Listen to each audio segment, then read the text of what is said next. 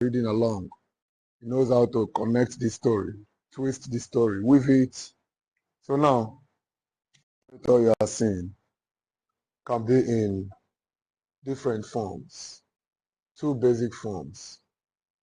It can be a participating narrator or a non-participating narrator. It can be a participating narrator or a non-participating narrator. And the way we put it, be a participant narrator or a non-participant narrator. A narrator can be participant narrator when he or she, when this narrator, which we never know, when this narrator is a character in the story. A participant narrator is a character in the story. A participant narrator is a character in the story. If you look at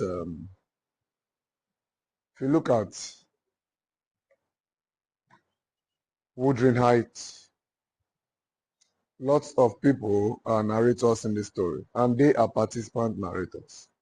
The story begins with Lockwood telling us, introducing the readers to the story. Lockwood is a character in the story, and he's narrating the story as well. You know, at a point it shifts to Nellie Dean. Nellie Dean is a character in the story as well. At a point it shifts to Zilla. Zilla is a character in the story as well. At a point it shifts to Catherine. Katie is a character in the story as well. So the narrator tells you, the audience, the readers, what you want to know concerning the story.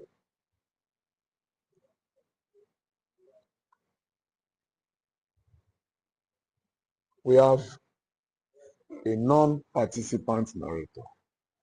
You see this non-participant narrator, he does not partake in the story as a character. This non-participant narrator plucks out himself to tell the story. He kind of detaches himself from the story. He separates himself from the story. He want to believe he knows a lot. He has the mind of God himself. The way God operates in heaven, that's how this narrator operates in the world of the book. He does not interfere with the affairs of the characters in the story. He takes himself out, like God Almighty, who takes himself out but knows how to control your affairs from heaven. That's the non-participant narrator.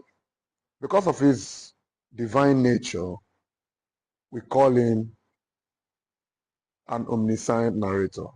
Right from where he is, he tells you everything about the characters, about the events, about the setting of a story that he is not participating in. We call him a narrator that has the eyes of God. He sees like God Almighty. He is not a character in the story, but he sees the affairs of men in the story. He knows everything about them. So he's a non-participant narrator, but he has the eyes of God, and he's an omniscient, an all-knowing narrator. So you have to respect him. Then we'll move to the next one, rhyme. Rhyme. Rhyme is the resemblance of sounds, is the look-alike of sounds, is the homogeneity of sounds, is the abundance of sounds in lines of poetry.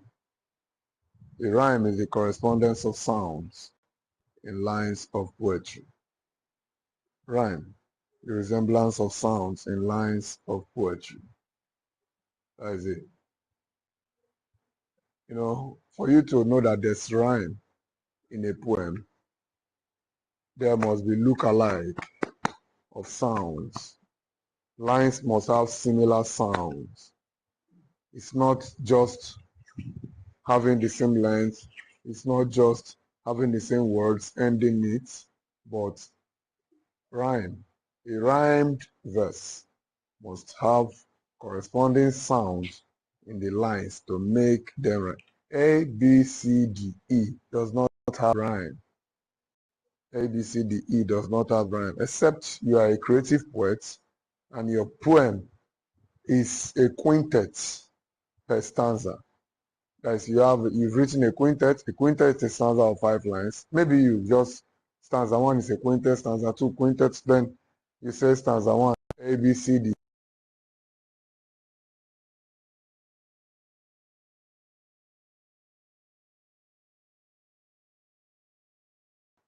In lines of poetry. Then the next thing is elegy. Elegy is a poetic term. Elegy is a poetic term. And elegy is designed to mourn the dead. It's a poem you design for mourning. It's a poem you design for mourning. Poem. An elegy is a poem written to mourn the dead. That's an elegy. It's a poem written to mourn the dead. Makes the readers to feel pity for those that are going through pain in that poem, for those that lost the poem. If you read Songs of Sorrow 1 and 2, which is an elegy as well, this said, something has happened to me. The thing is so great that I'm not weak. I have no sons to fire the God away with my mouth. A snake has bitten me. He said, a snake has bitten me. Its arm is broken. The tree on which I lean is fallen. And the screen said, Agosu, if you go, tell Inyidevu, Betty and Kove, ask them why they idle there, why we suffer here and eat sand. Tell them that the fence is broken and strange for our portion.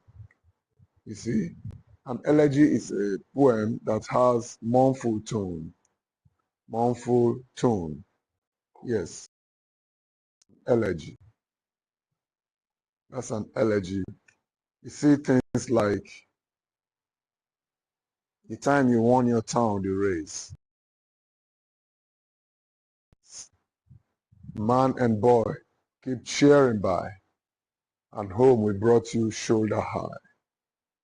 Home we brought you shoulder high, all runners come. Shoulder high again. When you won your town the race, we carried you shoulder high, brought you home like a hero.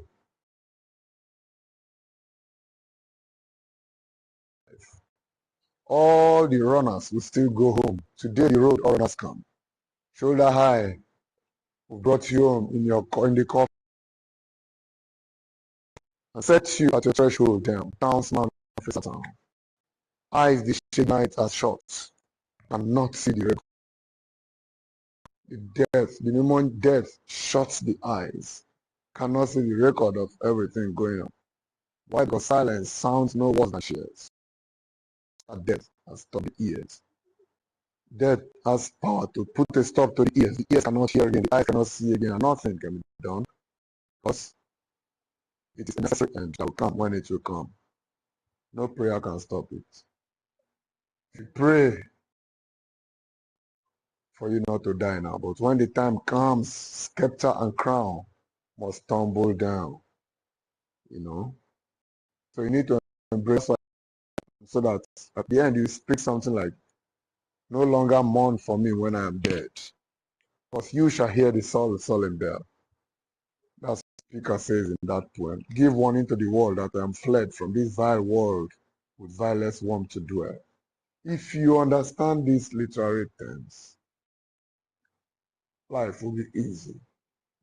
It will be very easy.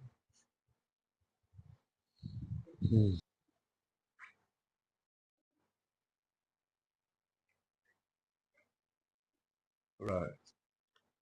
The next one we are looking at is innuendo.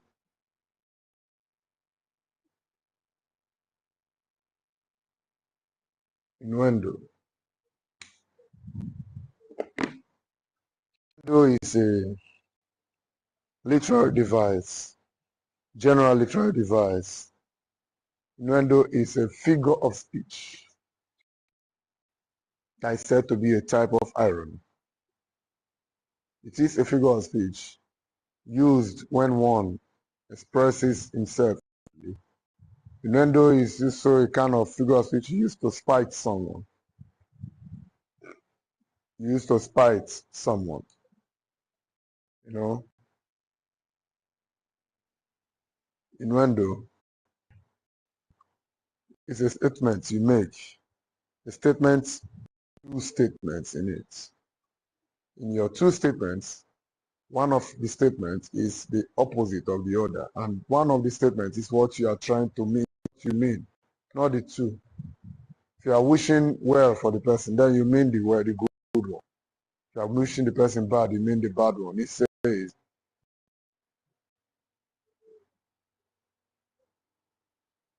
it's a very kind man that does not joke with his meal. A very kind man that does not joke with his meal is an innuendo. It's an innuendo. Though if you get angry, you can call it antithesis. A very kind man that does not joke with his meal. But here we are looking at innuendo, trying to prove that this man is a stingy man. It's a very kind man that does not joke with his meal. That's innuendo.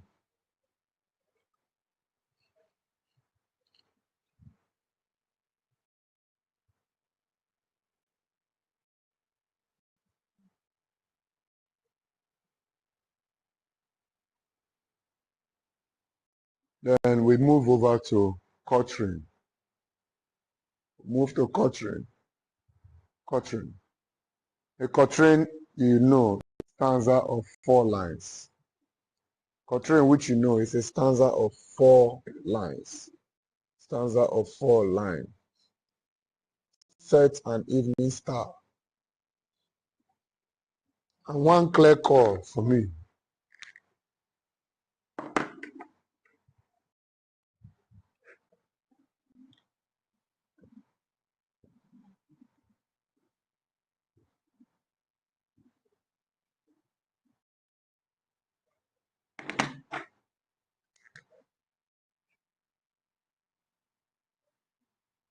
Sunset and evening star. And one clear call for me. And may there be no morning when I put out to sea.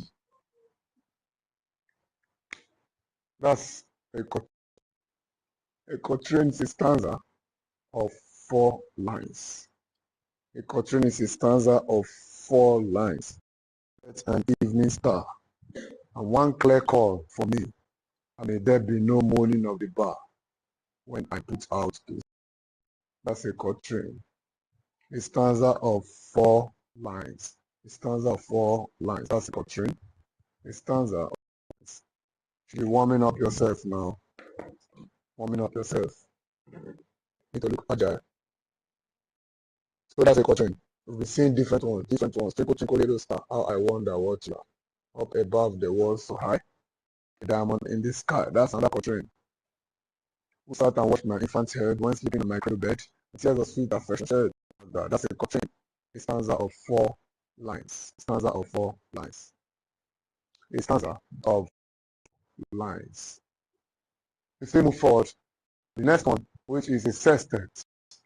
Sextet. Sextet is a stanza of 6 lines. It's a stanza of 6 lines. Rhyme or no rhyme. A stanza of lines. See it. Go so the body's guests. Upon a thankless errand. Fear not to touch the best. Shall be thy warrant. Those say thy need must die.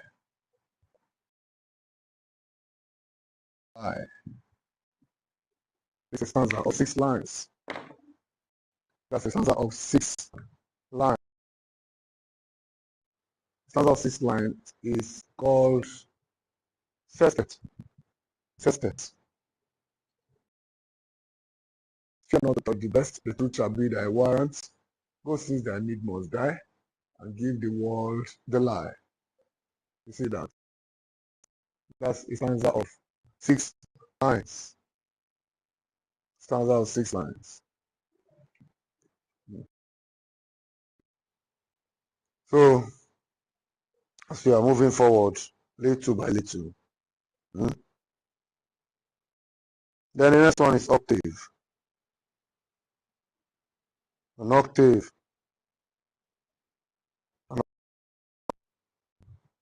An octave is a stanza of 8 lines.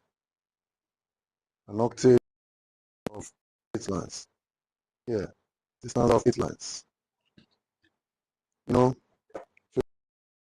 we've seen, we have some poems. For instance, if you look at A Troubadour I Traverse by Dennis Santos, is he trying to talk about, which I'll be dropping right here now. Let's look at the octave. A troubadour I traverse all my land. Let me show you.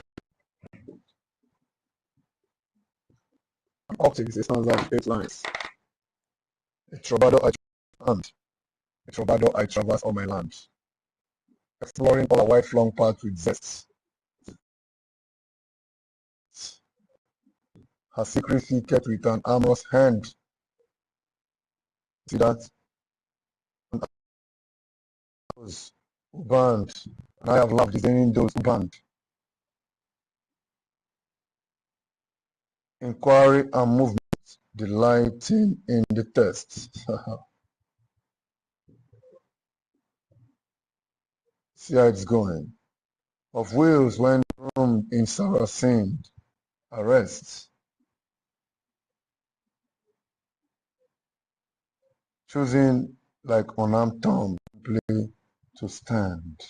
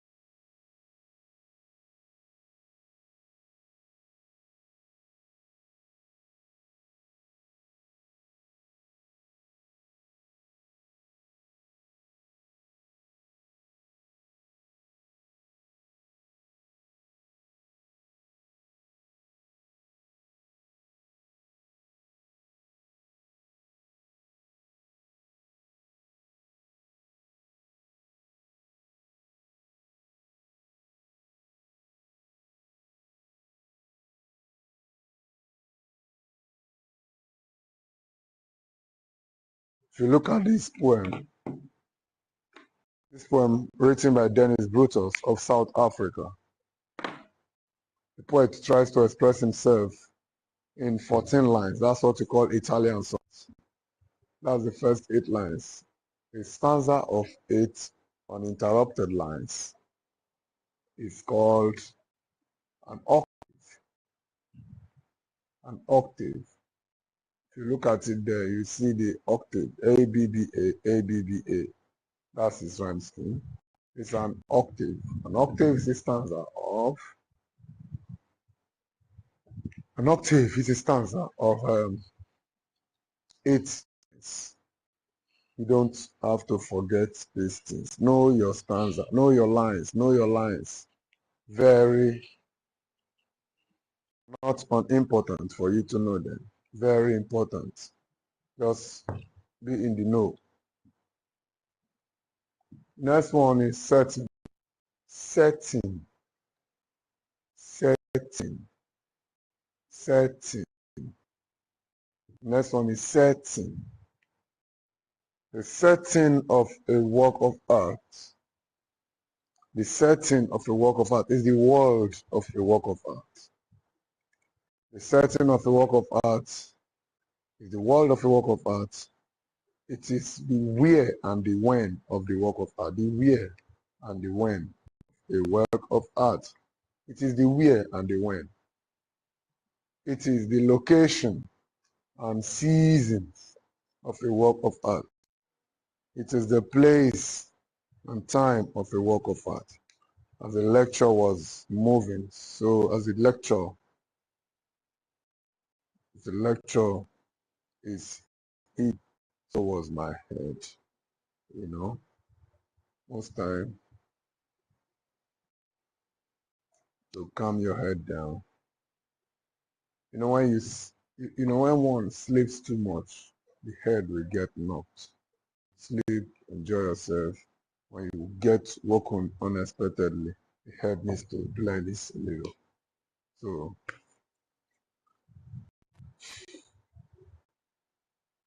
say sorry about that, but and then when they come and tell you, wake up and shout, don't hit the door, don't hit the door, and building up headache little by little. See, don't hit the door. Who the hell is hitting the door? Who the hell is hitting the door? Can this person become? You see, the one that never shouted had no headache. The one that screamed, who is hitting the door? Who is hitting the door? You see the result. You stressed the mind of the head. You say sorry about that, but that's not a message for me. You know? All right. Now, back to business. Setting is the location, the work of art. Am I owing anybody money? Nobody. Not owing anybody. Okay, you want to use the money to buy drugs for the headache. All right. Okay. The setting of a work of art is where they perform the action and when they perform the action. Here is called the spatial setting. That's the place setting. That's the locale. That is the place setting. The place that the actions are performed. You understand? Whether fictional or non-fictional. Whether real or unreal. The place setting is the location of the work of art. The time setting is the when of the work of art. The when of the work of art. The season of the actions in the story. That is the time setting. The season of the actions in the story. It is known as the time setting. Yes, it's known as the time setting. As I told you some time ago, that the place setting has rural setting, urban setting, then rural urban setting, place setting, rural setting, urban setting, rural urban setting. That's for place setting. For your time setting, anytime you are watching a movie or reading a book, they must give you the time set. They must tell you when the actions are taking place. But you say, no, they didn't tell you. Not all books are like Wuthering Heights. Wuthering Heights, if you open the book, the first thing you see is 1801. They'll tell you when the action is taking place. Not all of them. But every other material, they will still tell you. How do you know? The dressing of the characters in the story can tell you when this, the kind of job they do then can let you know that, see when this thing happens. If it is, so if the white men are still in the African soil, you'll be tracing it back to during the colonial era, when the whites were still leading countries in Africa. So We have the place setting, we have the time setting, and we have to plot.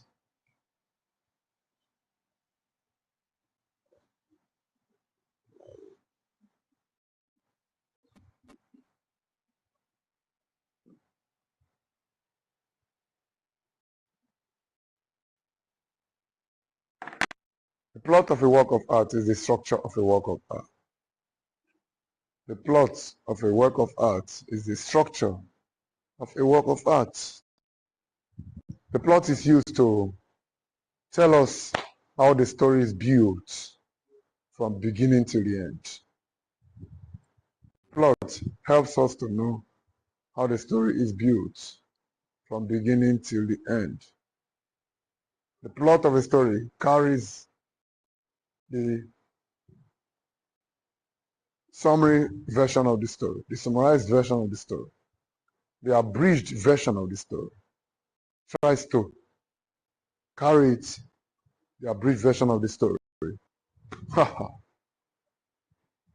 The plot of a story is retelling. The plot of a story is retelling the story as far as the audience, the reader's audience is concerned. That is one.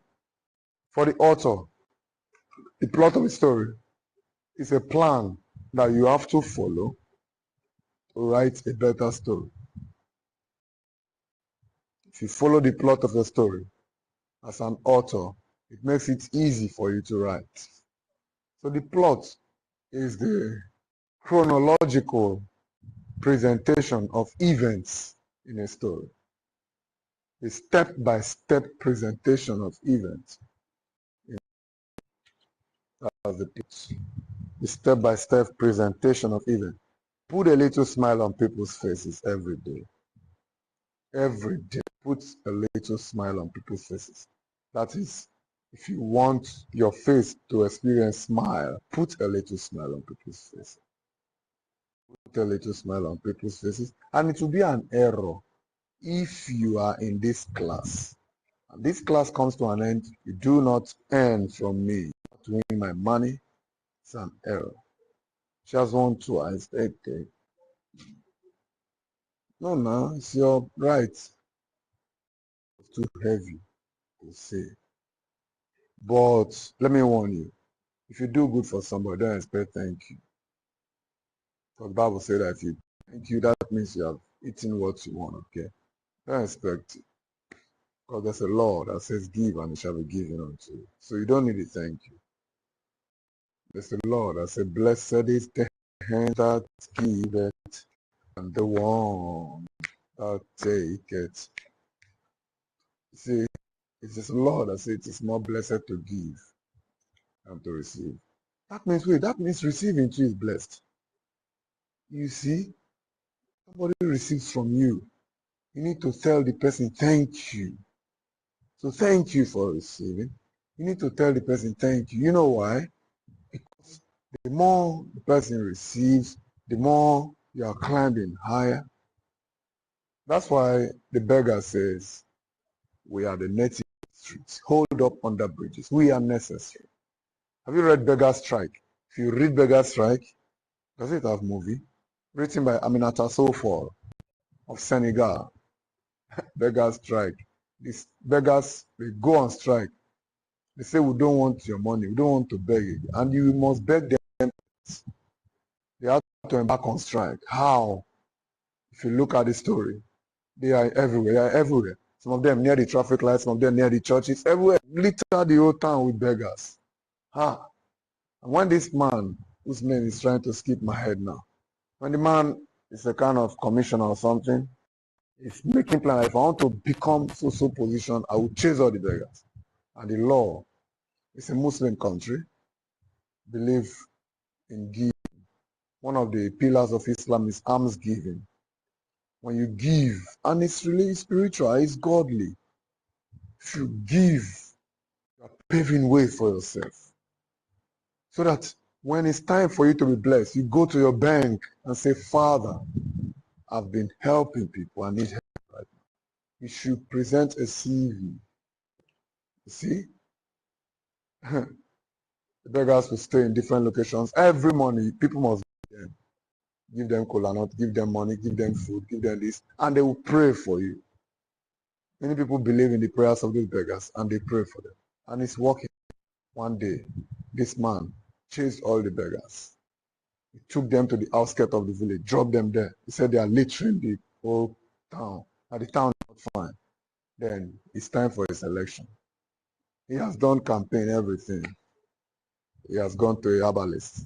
The witch doctor said, the brother, say, you know what you do? Go and kill a cow, a fawn cow, brown kind of cow. Kill it. Share it into 70 places. Put 70 pieces of cloth, white cloth inside one white cloth. Put kola nuts, tie them in nylon. Distribute it to the beggars in their different locations. If you can do that, how far you can spread it, that is how people come from different points to vote for you. The man say, what? What do you mean? That means the beggars should send back to their... Say, yes, if you can do it. Oh, boy. And the man call his PA. Carry this meat inside truck. Go and give to the PA. Sir, I went to the traffic light, no beggars. I went to the church, no beggars. I went everywhere. They said they are the outskirts, of the village. Far, far. He said, well, do you mean they are in one location? I say, yes. That means if we give them one location, only one group of people will vote for us. He said, no, this is bad. And he started. He went to the beggar. He said, please, you people know me, I want to help. He said, we are not going. We don't want to go again. Beggar strike, that's the title. At the end, he eventually lost the election. We are all equal. We are the same. So be careful while treating these people. Nobody wants to be a beggar, but something has caused it. So that's where you should relate with them. These guys are human beings. They are the lack that take your lack. According to Shola Owonibi, they are the lack that take your lack. They are necessary. Without them, you won't enjoy life. They are the sick ones that come to you. You give them something that you don't want, and they pray for you. So be very careful. Treat them right. All right, I'm coming back with, look at that. The headache is gone. I said it. What she needed was money. The headache is gone.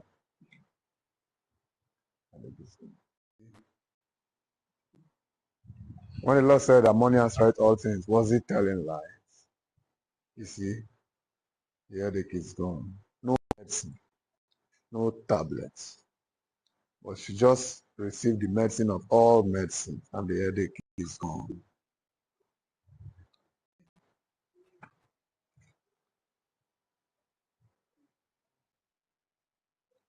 Plot the structure of a work of art.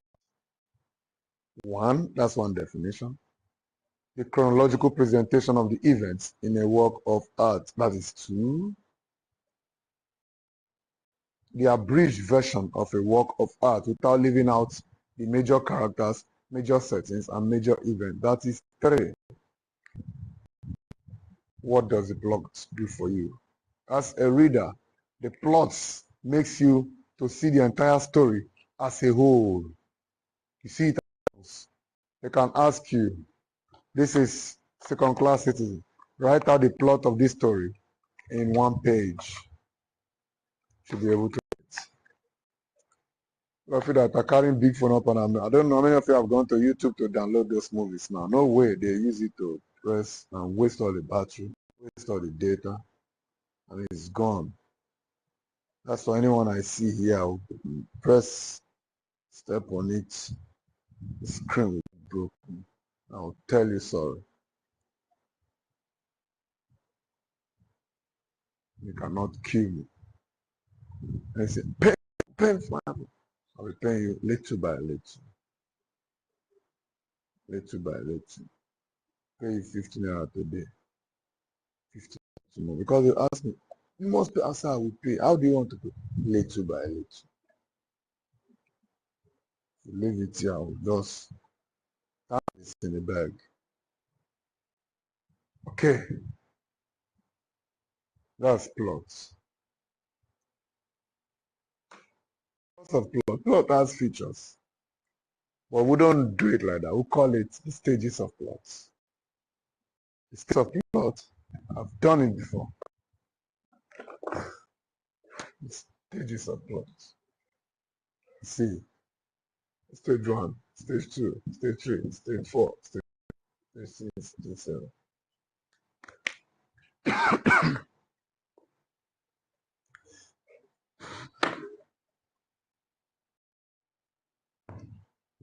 The first stage is the exposition.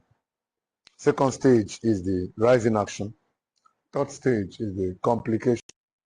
Fourth stage is the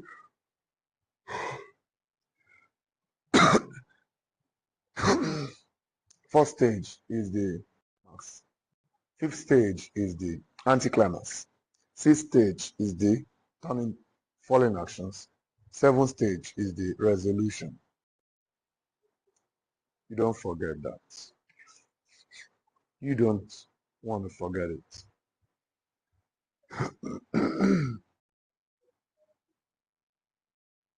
Now, see motif. Motif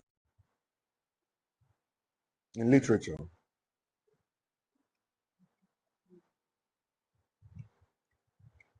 Motif in literature derived from images and symbolism used to create a theme. Image symbolism, which is guiding the readers or audience to decode the theme.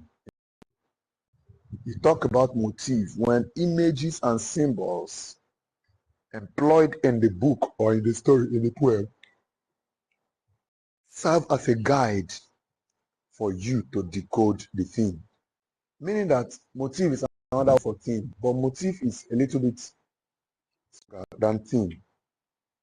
The images in the poem, the book, the images and symbols in the poem, they are the things that guide you as the audience to decode the themes. Motif is made, you see motif comes alive when the images and symbols in a work of art serve as a guide for you to identify the themes in the work. You see it? You see that? You can't just come as a motif of this. You must have gone through the work. You must have seen the symbols employed by these poets. And if you connect them to create your theme, to create your theme, you know. So when they tell you what is motif, motif kind of is the theme created in a work of art. You understand? It's the theme in a work of art which is created to the images and symbols in that work. You know, the images and symbols, they are what will guide you to decode that theme. And that type is called motif. You understand? Now, there's a question in literature. Any question in literature is called rhetorical question.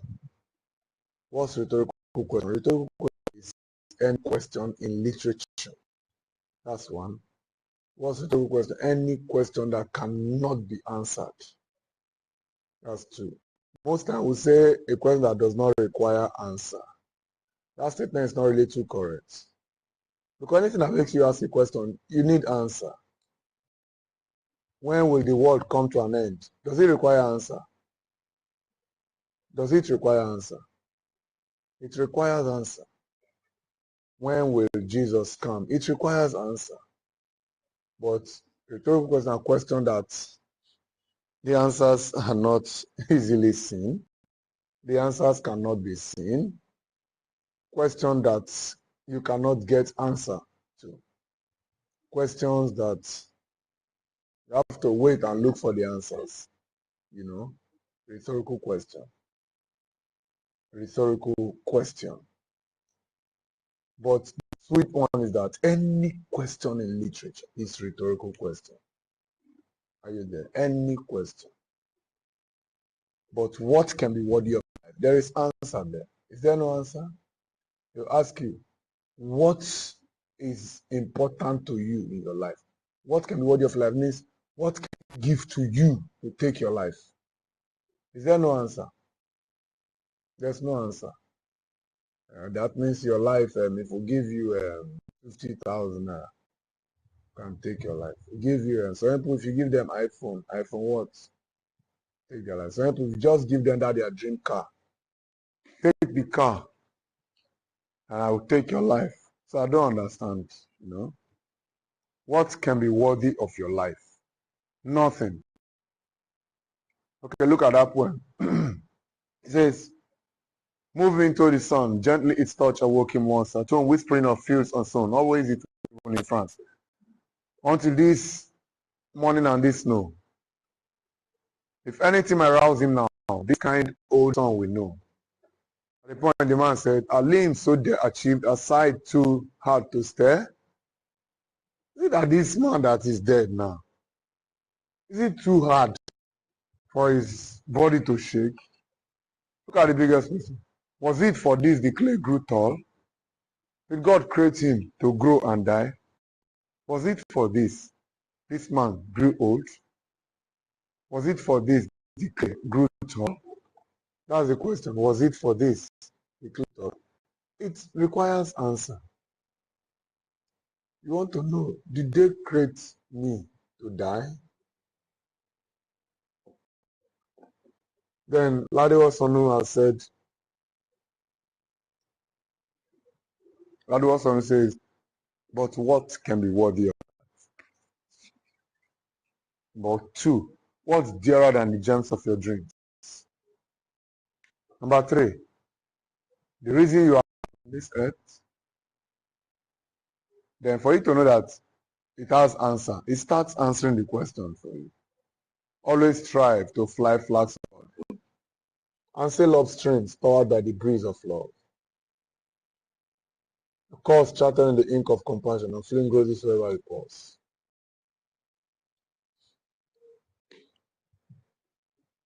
Heaven on earth, your destination.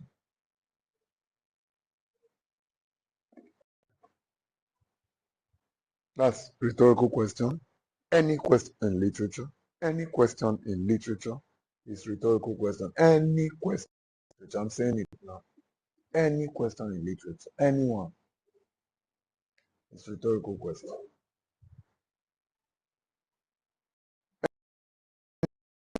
It's not easily seen, that cannot be got easily. Rhetorical question. Oh, death, where is thy sting? Where is that thing you're using to pierce people and kill them? You need answer, for you will not get the answer. When will the world come to an end? You need answer. So don't say a question that does not require answer. There are things you must change. You require answer to this question, but the answer is not coming.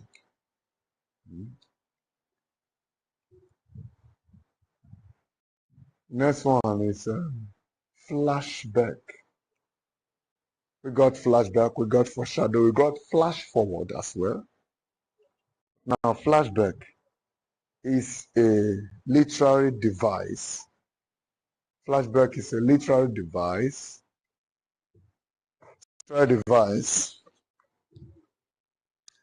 Used by a writer to help connect past to the present. Flashback is a literary device used by the writer to help connect the past to the present.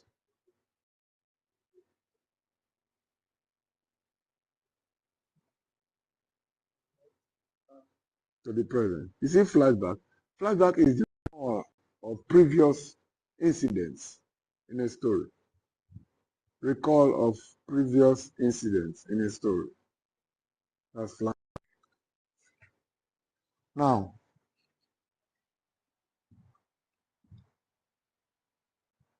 as you are reading a story, many years on wheels. Okay, no, we don't have it there. The journey of the Magi. A code coming, we heard of it. The flashback. Just the worst journey. That's such a long journey. The way is deep and the weather is sharp. It's very dead of winter. The camels go, past tense. You see it. Look out for you. It's past. It has happened before. He said, all these was a long time ago, and I remember. And I'll do it again. So flashback, a literary device which you use when you connect the past. You bring the past, bring it to the present. So I can pick from there. You see it. Flashback helps you to know what happened earlier in the story, where you are now, and where you are going. Flashback. Then we have a romantic poem. Romantic poetry.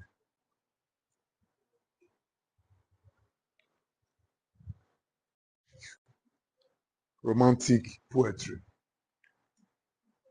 Romantic poetry. Jesus. Romantic poetry.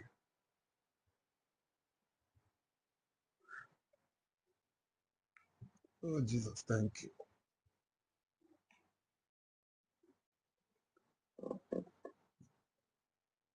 Romantic poetry. You see, romantic poem,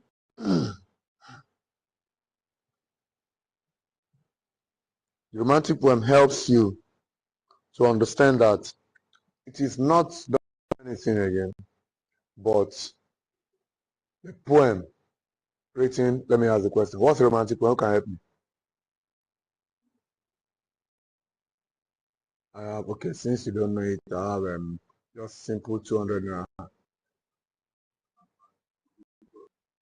Thank God I mentioned it. You would have just collected my money like that. Did I mention the amount? Have I mentioned the amount I want to give to you?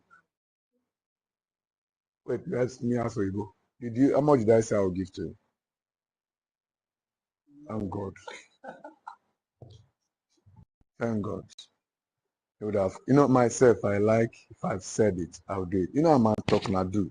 I might talk not do. He has enjoyed. He has enjoyed. She has enjoyed. He has enjoyed. So the two of you, I'm sorry for you. If the day you do not enjoy, no excuse. The way this man was made to enjoy, I don't think they can make that mistake again. They cannot make the mistake again. Just free enjoyment. That's what we call platter of good. All right. So thank you for that definition. Romantic poetry help to, they are poems. Romantic poetry describes any poem in which the poet about the lives, talks about the beauty of nature and the need to preserve it. The beauty of nature and the need to preserve it. This romantic poem, I like My Heart Lifts Up. That's the title. My heart lifts up when I behold a rainbow in the sky. So was it when my life began. So be it now that I'm a man. So will it be when I a child is the father of the man. That's a romantic poem. Romantic poem helps to define poems that are written to celebrate the beauty of nature. To celebrate the beauty of nature. That's romantic.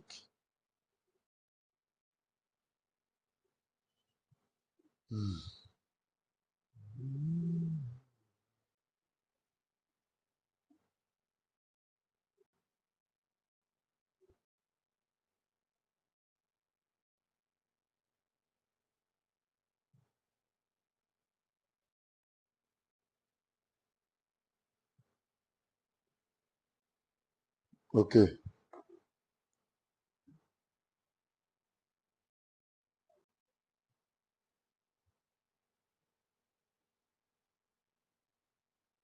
So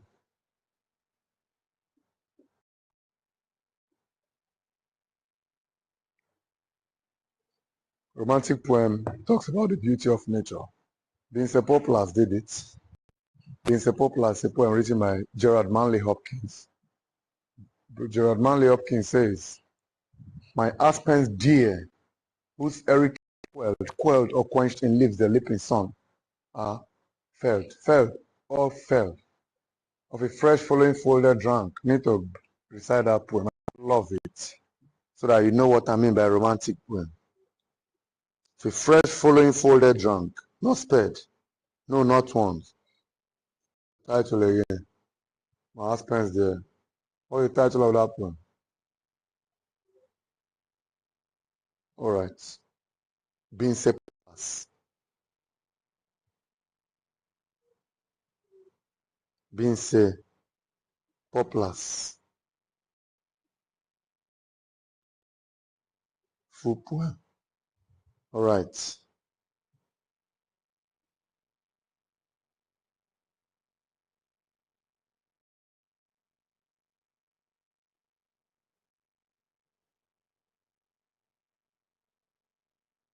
Look at this poem.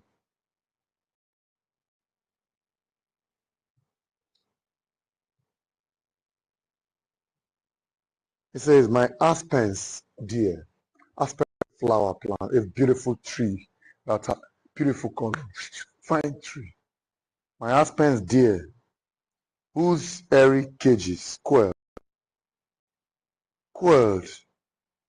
whose beautiful, if you see airy cages, that means the trees are so tall and this one comes like this one comes like this, and they form cage. And if you pass under the cage, sun can never touch you. Have you walked under a tree like that, that type of tree? Where you walk like from here to somewhere there, they form like canopy. Have you experienced it? Good.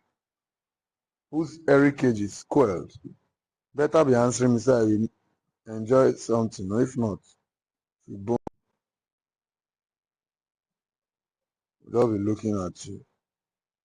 Don't say I'm wicked. Let me show you something.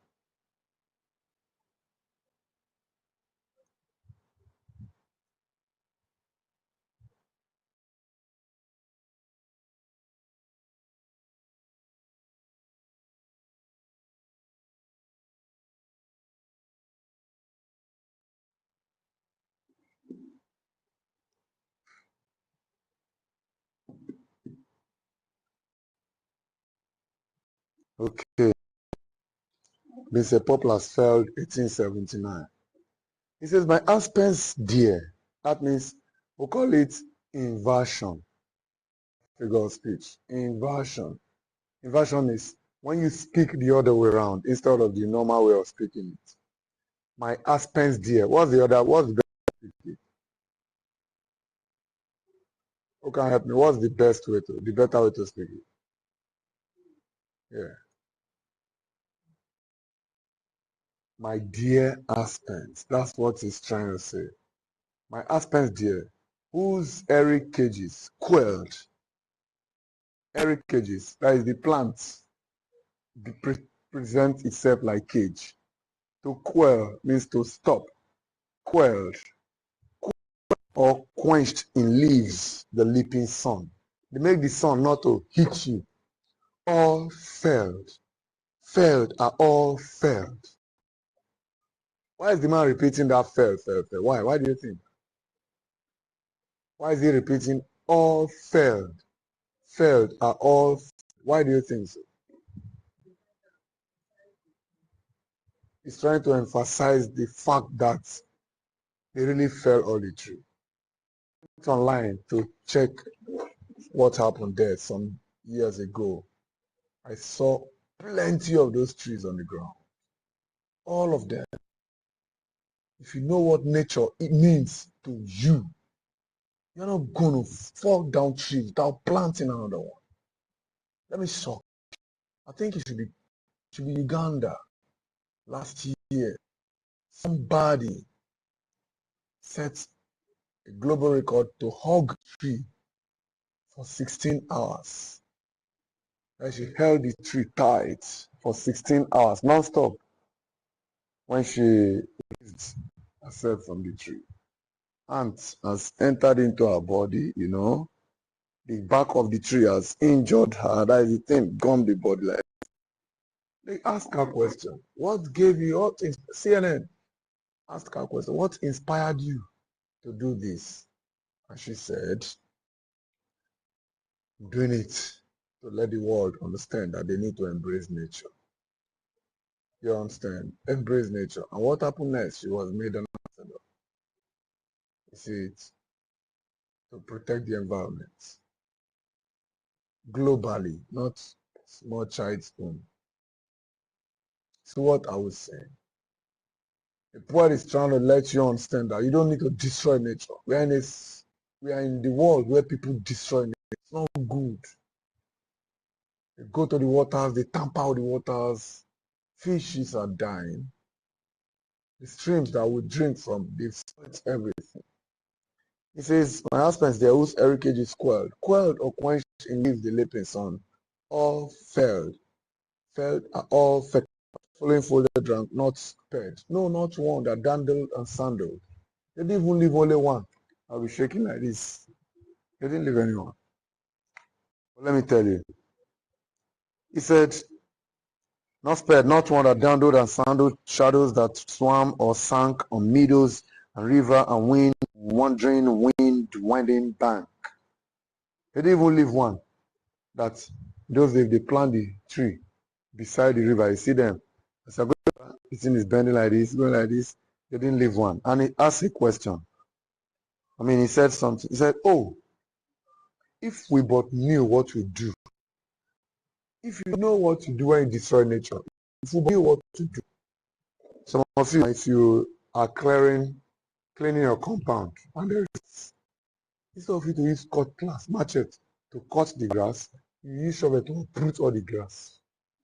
When you uproot all the grass, erosion of the house, those grass, they are like carpet, they are protecting the ground for water not to carry the house.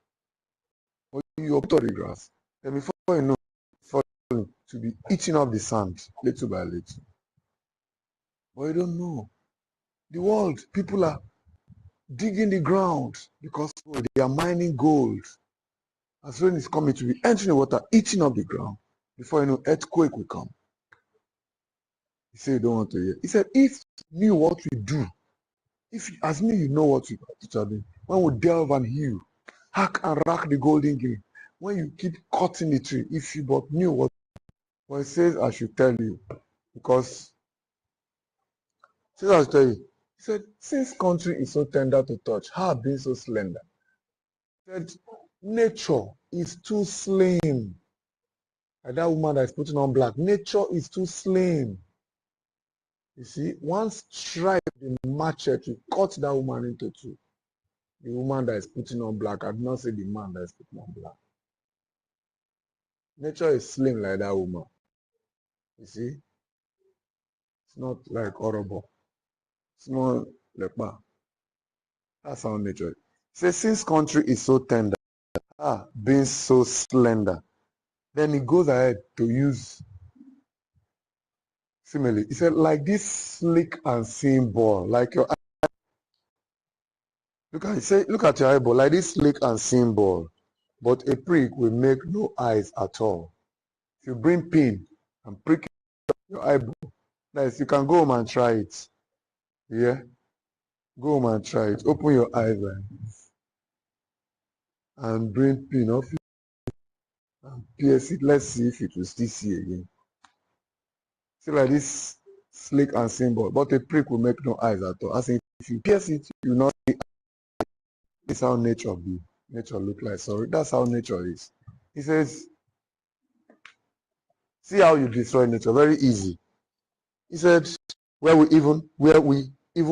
mean to end her, where we mean to mend her, we end her. You are thinking that if I clear up this grass, everywhere will be neat. If I cut off this tree, everywhere will be neat. You think you want to mend her, you are ending her.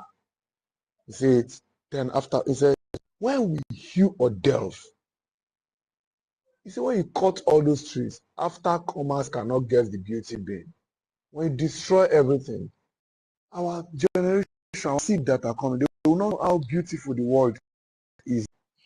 Not good. We want to say something. He said, to destroy does not take time. If you look at the point, say 10 or 12. Only 10 or 12 stroke of havoc on self. The sweet expression sin. The sweet expression rural. Meaning that, you see that fat tree, only 10 or 12 stroke will bring it down. You see that big plantain tree, just cut it once, to come down. See that big tree they used to do timber. Bring your chainsaw. Before you cut 1, 2, 3, it will come down. You are falling trees, you are depleting the riches of nature, because scientists made us understand that the more plants you have around, the more you breathe where you longer. See it? Hardly will you watch, if you go watch some films, everywhere you must see plants. You don't know. As we are here now, there will be one big flower plant somewhere there. But thank God, if you go to our secretariat over there, you see plants, see beautiful flowers.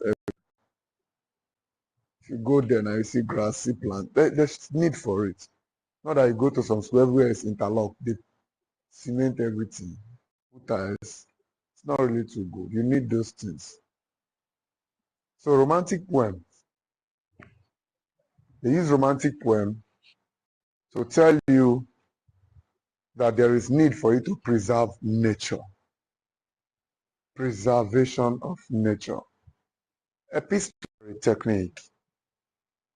In literature and English, when you say epistolary, they're trying to make us understand that letter writing has been used here. Letter writing has been used. Epistolary technique is letter writing technique. Epistolary technique is letter writing technique. Epistolary technique is letter writing technique. It's a technique used when the author uses letter to tell his story. No, that's epistolary technique. Uses the letter writing method to tell his story. Yes. You see some movie, the man will be traveling or the man has taken his life, we drop letter. Now, as you are seeing some other things in play or in the story. So any work of art that they use letter writing to narrate, that means they've involved the epistolary technique. Enjambment is run on lines.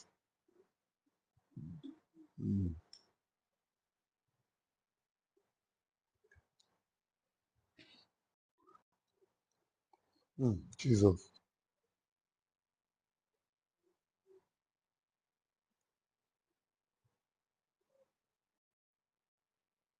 Enjambment is run on line. It is the flow of idea from a line of poetry to the other, continuity. Enjambment is a continuation of the message in a line of poetry.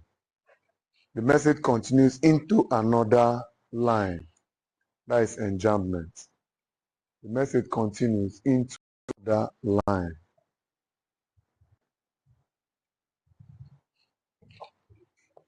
He says,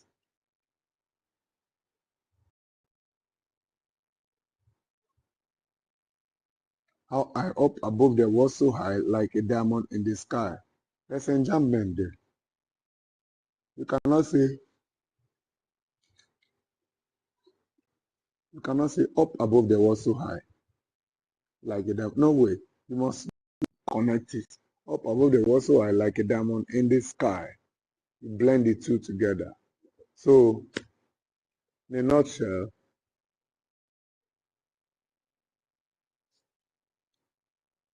an enjambment is also called run-on lines. Run-on lines. Run-on lines. It is a poetic device used when ideas run into another lines. When ideas runs into another line, so that the meaning can be achieved. So that the meanings will be achieved.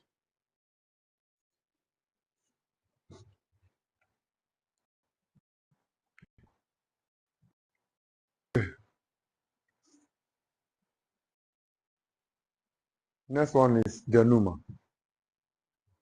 Denouement. Denouement is the last stage in the plot of a story. The last stage in the plot of a story. That is denouement. The last stage in the plot of a story. The last stage in the plot of a story. When all the conflicts have been resolved. What's the problem? What? You're trying to fight me. It happens. Even myself. So it's not been easy. You don't notice me trying to fight it. We'll win it. Fight it. All of us are trying to fight sleep. It's not easy. Not easy, but try. Fight it. Fight it. Fight it. Fight it. I wish I can chew like that. But if I'm chewing gum, sweetness dies, the next thing is for me to bite my tongue. That's my own. So I don't know how to chew.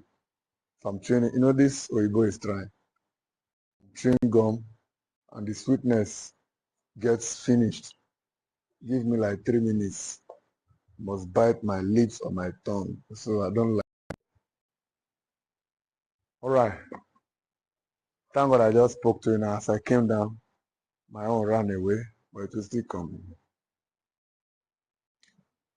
Alright. Now listen. The denouement is the plot of the story. The denouement is the last stage in the plot of the story when all the conflicts have been resolved. Hey. Oh Lord. Last stage in plot of the story when all the conflicts have been resolved. All the conflicts have been resolved. All the conflicts have been resolved. Wait, which topic stays in your life among all of these topics? Figures of speech, plot, types of poem. No, you don't just help with figures of speech, plot, poetry, that's types of poetry, types of drama. Which one again? Food, imageries. Which one sticks for life? The plot. Is it figures of speech? You know, whereby if you can never forget. All of them, they have different groups, but we just have to bring all of them together. Then we'll pick them one after the other. Figures of speech has its own group. Plot has its own. If you check, in the course of this lecture, I've introduced plot. I've talked about types of plot, talking about chronological plot, talking about linear plot, episodic plot. We've talked about the stages of plot, keep explaining that that is plot on its own. We've talked about setting, different types. We've talked about poetry, types of poem. We've been explaining them. We've talked about poetic elements like rhyme. We've brought rhyme big time. We break it down. So we have some beautiful topics here that can never leave somebody's head, For me, I want to believe it's rhyme. Rhyme can never die. I love rhyme. Plenty, even plot. Plot is another beautiful one. It sticks for life. For life. Which one?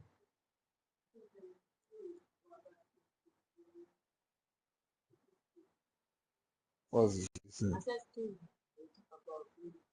This one likes film. She likes film.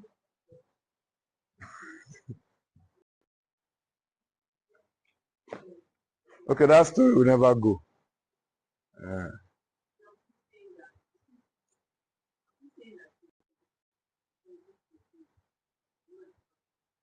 The what? Okay.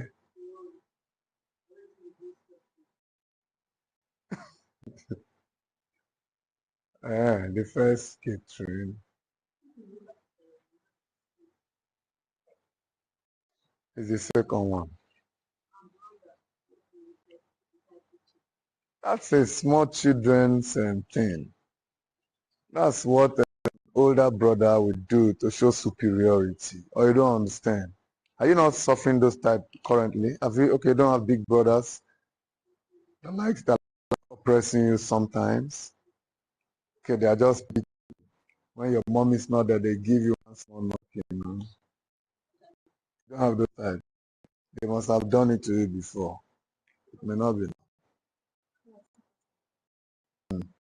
Or are you the, okay, you don't, you know, this big brother thing, you know, big brothers, big sisters, they like showing that they are the boss, you know. That, okay, yeah, it's not, come on, go and work up. Come on, they like oppress. If you don't do that, you know, it you not, you know, that's what that guy did, you know. Inside that play, two of them just stay there and still be playing. They will be talking, you know. So that's not stress. They are still even happy since you can leave us here. Just in fact, go leave us here. They won't even get. They don't get hungry. They are just happy. He has left us. Let's stay here. But see that one, loneliness. They kidnapped her, forced her to get married against her wish. You see, the father was looking at her. That thing was among the things that made the father to be sick and die. But thank God, the day the father was about to die, the girl came back and everything was willed to her. But unknown to them that the girl has already got married. And now everything should belong to the other.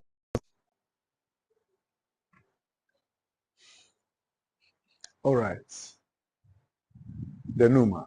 Now, heroine is the main character in the story. Heroine, the main female character in a story. That's a heroine. We have Madame Yoko, Ada. We have CD. We have CD in Elana Ritual.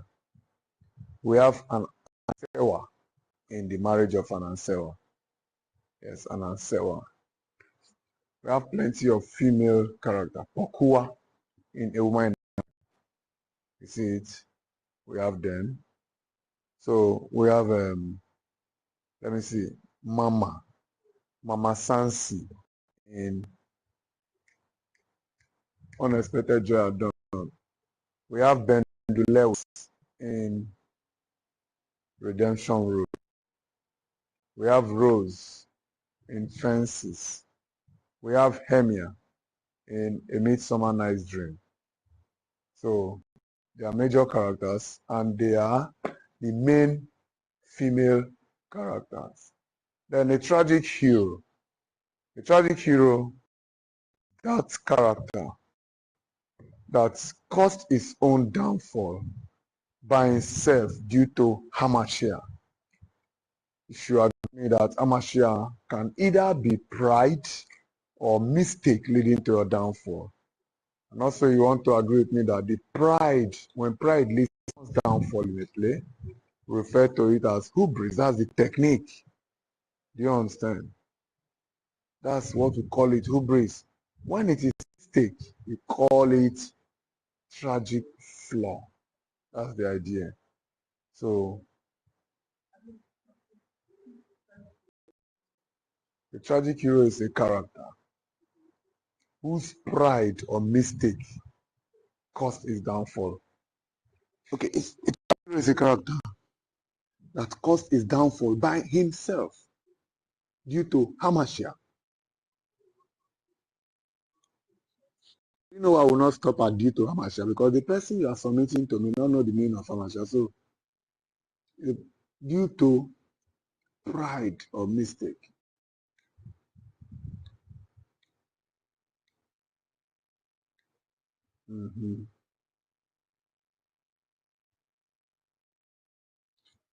So the tragic hero is a character that caused his own downfall by himself.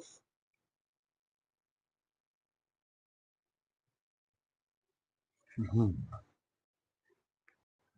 Then we have the hero. The hero is the main character in the story. Nitake is the hero in Unexpected Joy at Dawn. Francis Obi is the hero in Second Class. You see it. So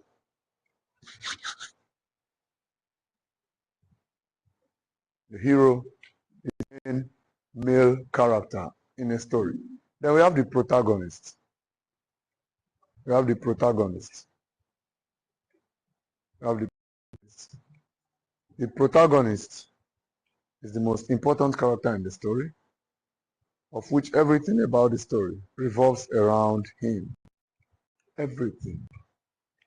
Protagonist is the most important character in the story, of which everything about the story revolves around him. Any question? Any must ask question. I'm even scared to always ask any question. I'm telling you.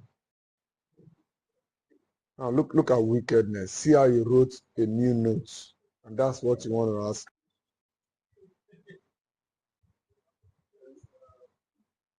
Hey, Jesus.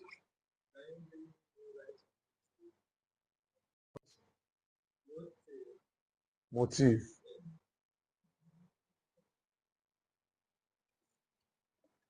Motive is another word for theme. Motive is another word for theme. But this theme,